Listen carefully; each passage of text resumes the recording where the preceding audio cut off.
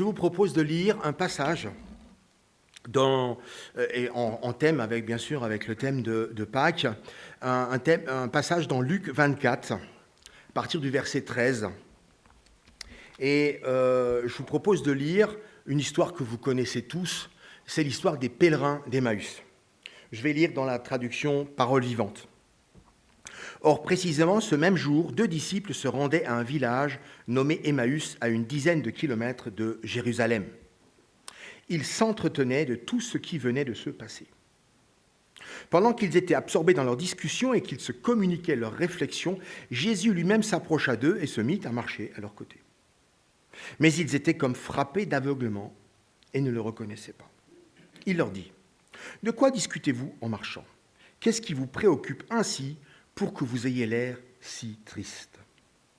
L'un d'eux, nommé Cléopas, lui répondit : « Serais-tu le seul parmi ceux qui séjournent à Jérusalem qui ne sachent pas ce qui s'y est passé ces jours-ci ? » « Quoi donc ? Leur demanda-t-il. « Mais ce qui est arrivé à Jésus de Nazareth, c'était un puissant prophète de Dieu.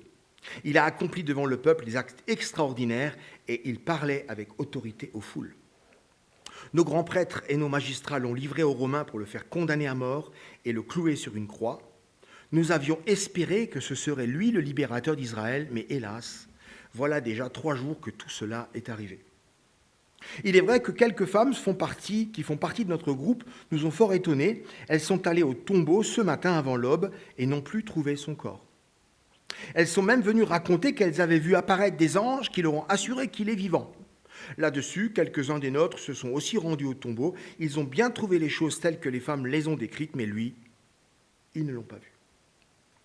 « Ah, vous n'avez pas compris grand-chose, leur dit Jésus, et vous êtes bien lents à croire tout ce que les prophètes ont prédit depuis longtemps. Le Christ ne devait-il pas nécessairement souffrir toutes ces choses avant d'entrer dans sa gloire ? Alors, commençant par les livres de Moïse et parcourant tous ceux des prophètes, Jésus leur expliqua ce qui se rapportait à lui dans les Écritures. Entre-temps, ils arrivèrent près du village où ils voulaient se rendre. Jésus fit semblant de vouloir continuer sa route. Mais ils le retinrent avec insistance, disant : « Reste donc avec nous, tu le vois, le jour baisse et le soir approche. » Alors il entra dans le village pour demeurer avec eux. Il se mit à table avec eux, il prit le pain, et après avoir prononcé la prière de bénédiction, il le partagea et le leur donna. Au même moment, des écailles tombèrent de leurs yeux et ils le reconnurent, mais il avait déjà disparu. Alors ils se dirent l'un à l'autre : « N'avons-nous pas senti comme un feu dans notre cœur pendant qu'il nous parlait en chemin et lorsqu'il nous découvrait le sens des Écritures ?» Ils se levèrent de table et repartirent sur l'heure à Jérusalem. Ils y trouvèrent les 11 réunis avec d'autres disciples. C'est une histoire que nous connaissons bien et que j'ai relue il y a quelques jours et qui m'a vraiment touché. La première chose, c'est que le titre « Les pèlerins d'Emmaüs » me paraît pas juste. D'abord, pèlerin, je vois pas trop le pèlerinage des chrétiens, je vois pas. Il y a beaucoup de pèlerinages fabriqués par les hommes. Le seul endroit vraiment sacré, c'est Jérusalem. Donc là, ils sont à l'inverse, hein. Ils ne sont pas en train d'aller à Jérusalem, ils s'enfuient de Jérusalem. Il n'y a rien de pèlerinage à Emmaüs de prévu. On va plutôt dire que ce sont les fuyards d'Emmaüs. Parce que, il faut le comprendre, la situation pour les apôtres et pour les disciples est une situation difficile. Il vient de leur arriver quelque chose que l'on pourrait dire, le ciel leur est tombé sur la tête. C'est une destruction complète de leurs espoirs. On pourrait dire que leur gourou est mort, que Pierre a renié 3 fois le gourou avant qu'il le tue, et que Jean, l'apôtre que Jésus aimait, s'est enfui tout nu en laissant son vêtement dans les mains de gardiens qui essaient de l'attraper. C'était, excusez-moi le mot, une débandade. En quelques heures après l'arrestation de Jésus, puis après la crucifixion de Jésus, les disciples, qui étaient pourtant avec lui depuis longtemps, vont s'enfuir. Chacun se cache, c'est la honte. Et finalement, nos amis là, le fameux Cléopas avec son ami, ne font rien d'autre. Ils vont se mettre à l'abri. S'ils vont à Emmaüs, ce n'est pas pour faire de l'évangélisation. Hein.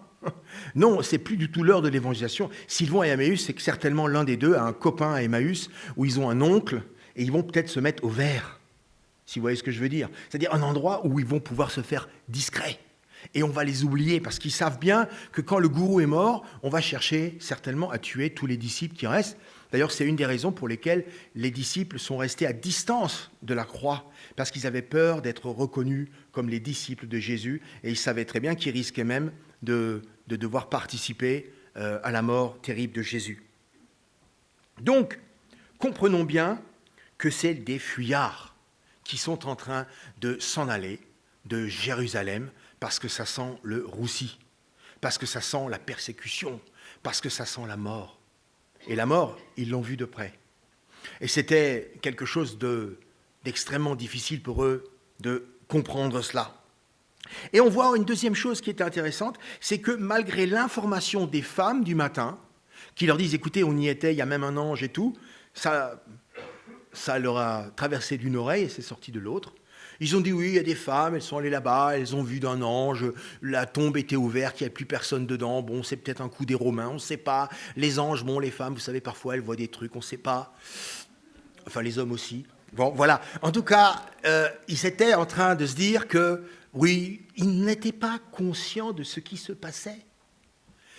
Et ils continuent, ils ont une idée, c'est sauver leur vie.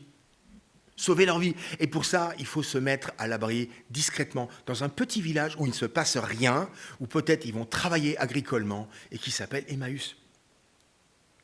Alors, il y a une certaine forme d'aveuglement spirituel. Alors, il y a deux choses à retenir qui sont très importantes à comprendre. C'est que, quand vous y réfléchissez bien, qui sont les disciples, ce fameux Cléopas ? Parce que donc Jésus avait 12 disciples spécifiques qu'on appelle nous les apôtres. Apôtres en grec, ça veut dire missionnaire, ça veut dire des gens à qui on confie un job, une mission particulière. Et ces 12, il a vécu avec eux, ils vivaient ensemble. Ils avaient une bourse commune, ils mangeaient ensemble, ils dormaient ensemble, et ils avaient une très grande proximité. Ils pouvaient lui poser toutes les questions, et encore, on se rend compte que souvent, ils n'ont pas osé poser toutes les questions. Mais en tout cas, ils avaient une très grande proximité. Et puis, il y avait toute une série de gens qui étaient des disciples et qui suivaient Jésus parce qu'ils étaient touchés par son enseignement. Comme aujourd'hui, on peut dire, je peux être disciple, c'est-à-dire que je suis quelqu'un qui m'apprend quelque chose, je participe à ce qu'il fait, en même temps, je lui donne un coup de main, si je peux, et en même temps, j'apprends des choses de lui. On pourrait dire qu'aujourd'hui, l'apprentissage est une forme de discipulat. C'est on envoie quelqu'un et il apprend quelque chose, parfois dans la souffrance, chez son maître pendant un certain temps. Et en échange de ça, il va avoir une formation. Eh bien, il y avait toute une flopée de disciples qui suivaient Jésus. Puis il n'y avait pas que les disciples. Et il faut bien comprendre que dans la dernière année du ministère de Jésus, quand Jésus se déplaçait, il se déplaçait avec une grande foule de personnes. Je vous donne juste un verset, par exemple, Jean au chapitre 6, verset 66. « Dès lors, plusieurs de ses disciples se retirèrent en arrière et cessèrent d'aller avec lui. » Ce n'est pas les 12 dont il est question ici. Ce sont des disciples qui arrêtent de suivre Jésus parce que Jésus vient de leur dire quelque chose d'extrêmement choquant. Il vient de leur dire que si vous ne mangez pas mon corps et si vous ne buvez pas mon sang, vous ne pouvez pas être sauvés. Excusez-moi, mais pour un juif, ça, c'est une bombe atomique. C'est une bombe atomique. Il est en train de leur dire, si tu ne bois pas le sang, et en plus du sang humain, et si tu ne manges pas de la chair humaine, c'est-à-dire de l'anthropophagie, tu n'iras pas au ciel. Mais attendez, ça c'est un coup de poing spirituel dans la figure des gens. Et pourtant, il avait raison. Il fallait que Jésus soit l'agneau de Dieu. Il fallait qu'aujourd'hui nous puissions nous saisir de ce corps mort pendu au bois comme de la viande. C'est à cause de cela que nous serons ressuscités. Et il fallait que nous puissions spirituellement boire le sang de Jésus pour que nous puissions avoir nos péchés pardonnés. Mais ils ne l'ont pas compris. Ils ne l'ont pas compris et ils ont préféré le mettre sur la croix parce que ce qu'il disait était trop choquant. Et c'est impressionnant. Donc des disciples qui suivaient Jésus peut-être depuis 1 ou 2 ans, à un moment donné, s'arrêtent de le suivre parce qu'il leur dit des choses qui sont trop dures à entendre. Alors la question que je me pose, est-ce que le Seigneur me dit des choses trop dures à moi que j'aurais envie de ne plus le suivre? Il y a un autre passage aussi assez intéressant où il dit, si je le trouve, il doit être par là, dans Luc 7, « Or il se rendit le jour suivant dans une ville appelée Naïn, Ses disciples et une foule nombreuse faisaient route avec lui. Et oui, vous savez, quelqu'un qui transforme 5 pains et 2 petits poissons en de la nourriture pour nourrir 5000 personnes, et il y a encore 12 paniers de reste, dans une période où la nourriture est rare, je peux vous dire que c'est quelqu'un d'important. Quelqu'un qui guérit des aveugles-nés, des paralytiques. Il y avait toute une foule de gens qui suivent Jésus. Ce qui est intéressant, c'est que tous ne le suivaient pas pour de bonnes raisons. D'ailleurs, Jésus leur dit, hein. Il leur dit, vous ne me suivez pas trop pour écouter la parole de Dieu, vous me suivez parce que hier, vous avez bien mangé. Et c'est la deuxième question que je me pose. Je me dis, mais moi, finalement, je suis le Seigneur, c'est pourquoi? Est-ce que c'est parce que j'aime la parole de Dieu? Est-ce que c'est parce que j'ai compris sa grâce? Ou parce que je me suis bien habitué à ça, parce que j'ai besoin de voir mes copains? Peut-être qu'à la fin du culte, j'aurai peut-être un truc à régler avec Albert qui pourrait réparer ma voiture. Ça, ce n'est pas des bonnes raisons. Mais en tout cas, on se rend compte qu'il y avait une flopée de gens qui suivaient Jésus. Certains pour de très bonnes raisons et d'autres probablement pour des raisons plus discutables. L'essentiel, c'est qu'ils entendent la parole de Dieu.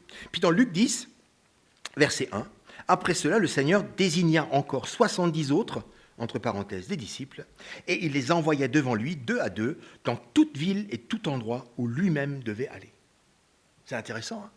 Donc, si je comprends bien, il y avait donc les 12, et puis il y avait un deuxième cercle, avec probablement ici 70 disciples. Donc Jésus prend soin. Non seulement ils assistent à tous les messages de Jésus, j'aurais bien aimé écouter ça. Hein. J'aurais bien aimé écouter ça en direct, vous voyez, en live. Et puis ils entendent tout. Et puis alors surtout, ils sont aux premières loges. Ils voient les guérisons. Ils voient les délivrances sataniques. Ils voient comment il répond aux pharisiens. Comment il dit à ces pharisiens, il leur dit, si toi tu es sans péché, alors c'est bon, ramasse ta première pierre. Ils voient tout ça.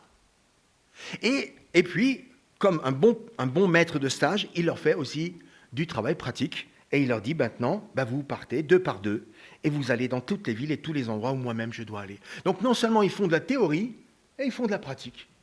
Ils ont une formation théorique pendant 3 ans. Franchement, je pense que ça devait être la meilleure école biblique. 3 ans, disciples de Jésus. Ils avaient tout vu.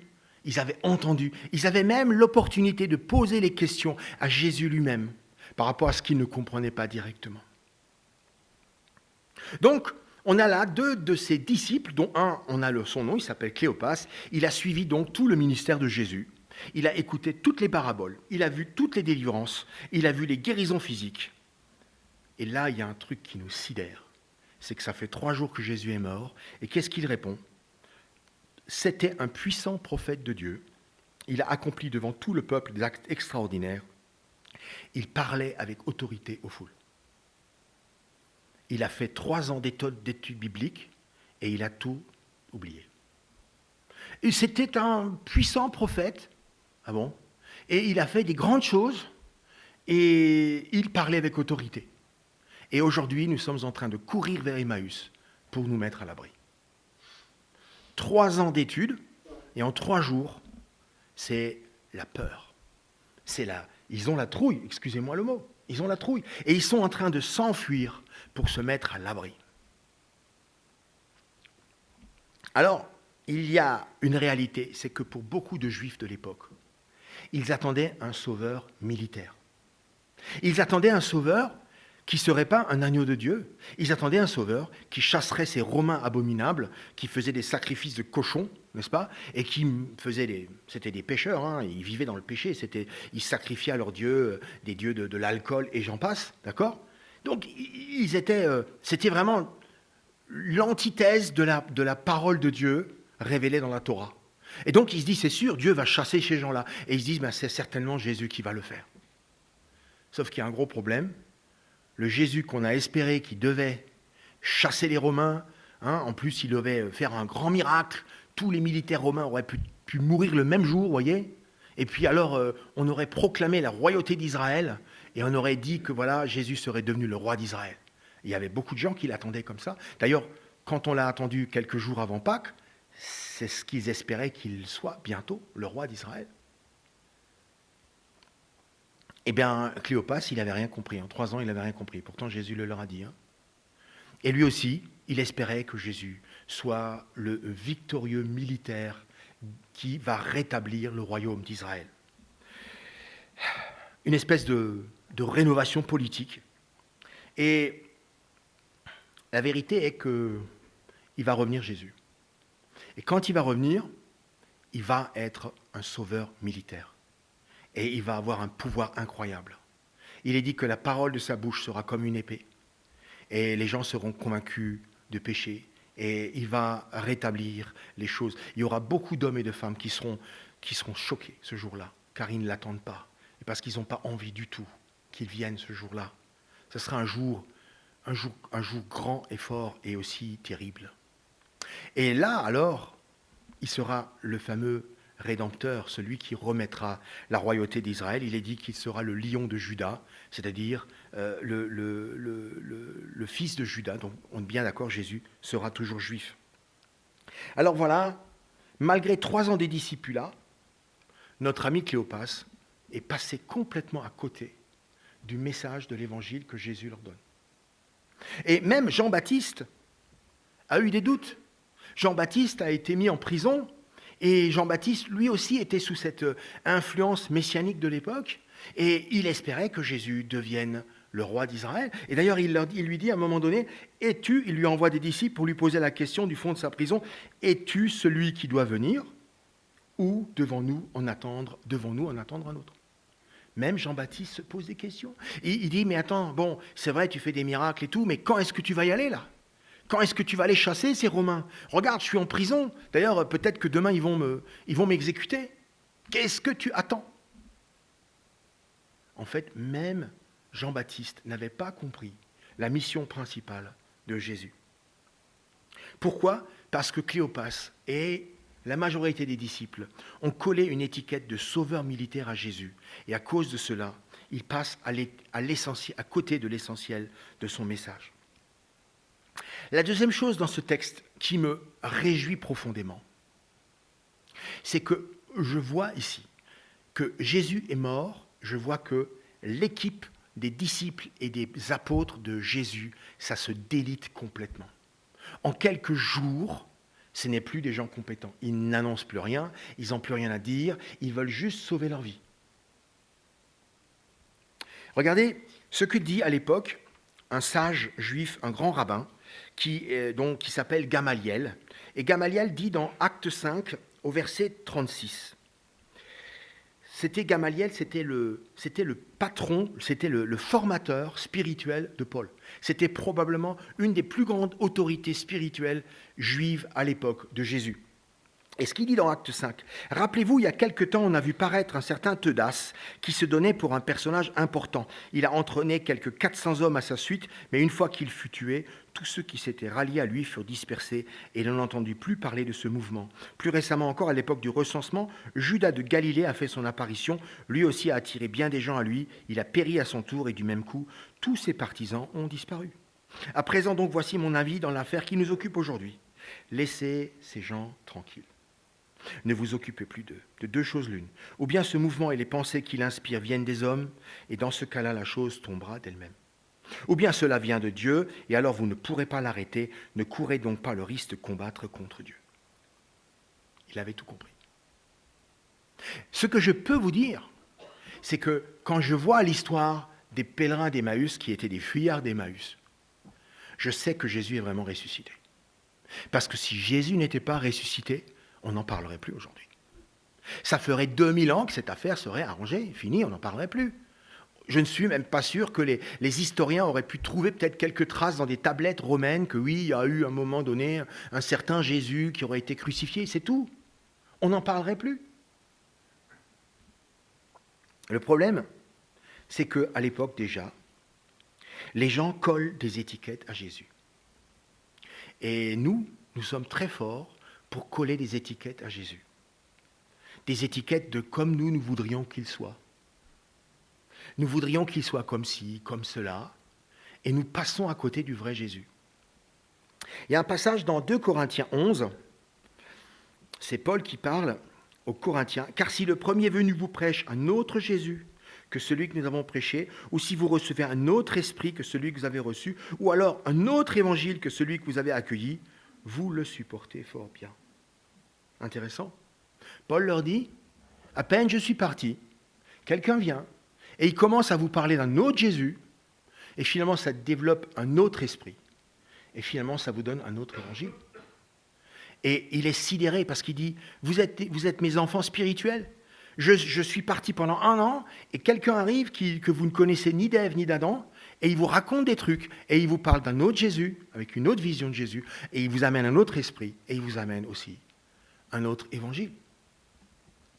Alors quelle étiquette est-ce que nous collons à Jésus? Est-ce que nous voyons Jésus comme un gourou oriental porteur d'une vérité parmi d'autres?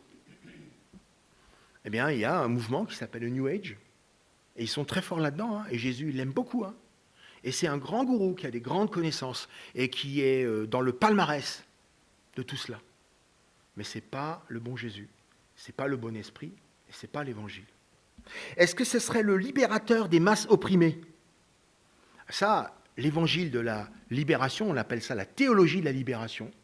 Ça a eu un énorme succès en Amérique du Sud. Ça a fait couler du sang par litre et ça a tué des millions de gens. Jésus n'était pas le libérateur des peuples. Il n'est pas venu pour libérer les gens politiquement. Il est venu pour les libérer spirituellement de la mort éternelle. Est-ce que nous voyons Jésus comme un prophète non ressuscité, trahi par ses disciples? Hein, ça, c'est l'islam. C'est un grand prophète, mais il n'est pas vraiment mort à la croix. Et les disciples auraient traduit, transformé complètement son message, et c'est pour ça que nous serions totalement dans l'erreur. Un autre Jésus, un autre esprit, un autre évangile. Est-ce que nous voyons Jésus comme un aventurier qui annonce la parole en Amérique avec l'aide de l'ange Moroni? Oui, vous connaissez ça? Eh oui, et ils sont très forts, hein. Et ils ont des églises. Moi, j'étais une fois aux États-Unis, j'étais sidéré par voir ces centaines de dizaines de milliers d'églises mormones. Un autre Jésus, un autre esprit, un autre évangile. Ce qui m'inquiète beaucoup pour eux, je me dis, est-ce que cet évangile conduit au salut? J'ai un doute. J'ai un doute. Personnellement, j'ai un grand doute. Alors, sinon, nous pouvons aussi imaginer Jésus comme un gentil Père Noël, un sauveur qui pardonne tout, qui est bon, voilà. Eh bien, nous pouvons le reconnaître dans le mouvement libéral de certaines églises. Mais non, il ne faut pas trop s'occuper du péché. La repentance, non, mais ça c'est fini, ça maintenant. Jésus a tout payé sur la croix, laissez donc tomber tout ça. Il faut arrêter avec toute cette morale. Jésus n'a pas dit ça non plus. Jésus n'a pas dit ça non plus. Et la repentance, il l'a aussi présentée. Et il a dit des choses très dures pour ceux qui ne veulent pas se repentir, ceux qui veulent dire que ce que je fais mal, eh ben c'est du bien. Hein, il n'a pas de gentillesse pour eux. Et finalement, je reviens d'un voyage en Afrique et je l'ai vu souvent, Jésus serait un multiplicateur de bénédictions pour ceux qui donnent pour l'Église. Ça, c'est l'évangile de la prospérité. J'étais choqué, je peux vous dire, j'étais choqué. Il y a 15 jours, j'étais dans une église et après que le pasteur ait fait l'appel pour donner, il a dit maintenant tout le monde met de l'argent dans la main droite. Non, pardon, c'est l'autre main. Et tout le monde met de la main dans l'autre droite, de l'argent. Et alors il disait non, ça suffit pas. Alors les gens remettaient dans la main dans la poche, ils en remettaient encore. Et il a dit maintenant je vais prier pour vous. Et maintenant je prie pour que la semaine prochaine, tout ce que vous avez mis dans la main là, ce soit multiplié par 100. Et je ne crois pas que Jésus soit un multiplicateur d'argent. Si vous lisez la fin de l'histoire de Paul dans 2 Timothée, vous voyez que Paul, il a vécu une vie terrible. Je ne sais pas, 3 fois naufrage, 3 fois 40 coups moins 1, et une fois lapidé. Et là, il est en attente de jugement, avec des chaînes aux pieds, avec un militaire à côté de lui, en attente de mort. Finalement, prospéritalement... Pardon, Roland, je viens d'échapper. Enfin, voilà, mon frère est prof de français, pardon, voilà.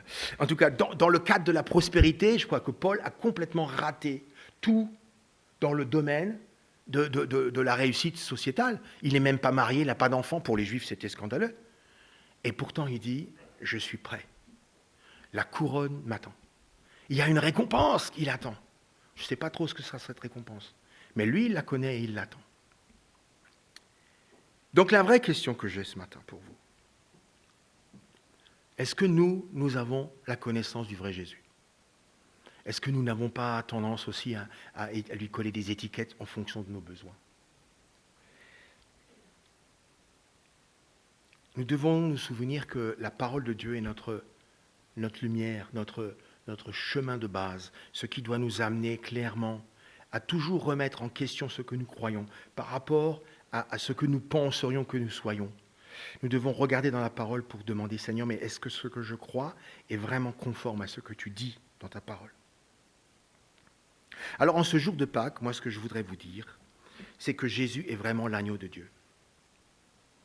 Il a fallu, comme pour la première Pâques, il a fallu que le premier agneau de la Pâques, à l'époque où Moïse a fait sortir le peuple, il a fallu qu'on le tue, il a fallu qu'on le mange, et il a fallu que son sang soit ostentatoirement marqué sur les poutres et les linteaux des portes. Tous les Hébreux qui n'avaient pas fait ça, tous les Hébreux qui ont dû se dire, ce Moïse, quand même, il est un peu gonflé là. Bon, c'est vrai, il fait des grands trucs là avec le pharaon, mais en plus, il veut nous imposer le repas de ce soir. Ben, tous les Hébreux qui ont mangé des lentilles ce soir-là, ils ont vu la colère de Dieu sur eux. Et ils ont partagé le jugement du monde. Si Jésus est venu il y a 2000 ans, c'est pour que justement, nous ne partagions pas le jugement du monde. Ce jugement, mes amis, sera terrible. Ils n'ont pas très envie qu'on en parle, mais c'est la vérité. La Bible en est remplie. Si nous ne voulons pas participer au jugement du monde, il faut que nous puissions nous saisir du corps sacrifié de Jésus et du sang de Jésus qui a coulé sur cette croix. C'est seulement ça qui peut nous amener à éviter ce jugement-là. Il a accepté, le Seigneur Jésus a accepté de devenir un homme, lui qui était Dieu, pour vivre une vie sans péché. Il a accepté d'être livré entre la main des incroyants, d'être humilié, torturé, trahi, et finalement de mourir pour être le sacrifice ultime. Et puis ensuite, il va accomplir le signe de Jonas. Il va rester 3 jours et 3 nuits dans le tombeau. Et il est ressuscité. Car il est dans le psaume 16, « Car tu n'abandonneras pas mon âme dans le séjour des morts, tu ne permettras pas que ton ami, ton serviteur, doive subir la corruption. » Un psaume prophétique où il est dit que Jésus ne pourrira pas dans le cercueil. Voilà. Alors je peux vous dire, et ce matin, je suis tellement heureux de pouvoir le dire avec vous, Jésus est vraiment ressuscité. S'il ne l'était pas, nous ne serions même pas là ce matin. S'il ne l'était pas, il n'y aurait pas eu des gens comme Martin Luther, il n'y aurait pas eu des gens comme Wesley, des gens du monde entier qui se sont levés à des moments donnés très dangereux, qui ont eu le courage de reprendre la parole et dire non, c'est ça que dit la parole. Retournez à la racine de la parole, lisez-le et apprenez à connaître le Seigneur. Il est vraiment ressuscité, car s'il ne l'avait pas été, ça ferait 2000 ans qu'on n'en parlerait plus. 3 jours après, Cléopas avait presque tout oublié. Et souvenez-vous ce que dit le texte, il faisait une tête d'enterrement. Jésus lui dit, « Pourquoi vous êtes tellement triste ?» Je peux comprendre. Hein. Pour le coup de l'enterrement, ils en ont eu un sacré. Hein. Un enterrement terrible. Un enterrement qui a complètement douché tous leurs espoirs. Parce qu'eux pensaient bien sûr que Jésus serait roi et eux, ils se voyaient bien gouverneur, président, vous voyez, un petit peu quelque chose là, vous voyez. Et là maintenant, ils ne sont plus rien. Ils sont zéro. Ce sont des fuyards qui vont vers Emmaüs. Si Jésus n'était pas ressuscité, ils auraient tout oublié, on n'en parlerait plus aujourd'hui. Mais aujourd'hui, des millions d'hommes et de femmes acceptent personnellement Jésus dans leur cœur et dans leur vie tous les ans. Aujourd'hui, la Bible reste le livre le plus imprimé, le plus lu et le plus vendu dans le monde. Aujourd'hui, des centaines de personnes témoignent de leur rencontre spirituelle avec Jésus sur le net, sur YouTube et même dans les médias quand ils n'enlèvent pas les bandeaux Jésus qui sont écrits sur leur tête parce que les gens du monde n'aiment plus voir ces choses. Alors, je peux conclure avec ça, mes amis, il est évident qu'il y a 2000 ans, il est bien ressuscité. Soyez bénis dans le nom du Seigneur Jésus ressuscité. Nous avons un Seigneur magnifique et formidable. Amen.